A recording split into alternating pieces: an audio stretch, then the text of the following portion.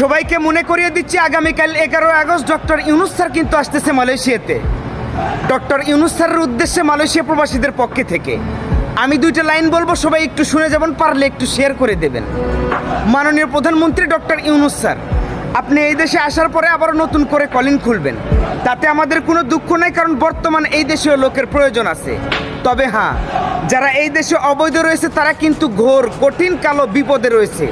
সবার আগে আপনাকে তাদের দিকটা দেখতে হবে। জেলখানাতে কিছু প্রবাসী ভাইরা রয়েছে যারা সামান্য টাকার অভাবে, আপনাদের একটু সহানুভূতির অভাবে দেশে যেতে পারতেছে না, জেলখানাতে পচে মরতেছে।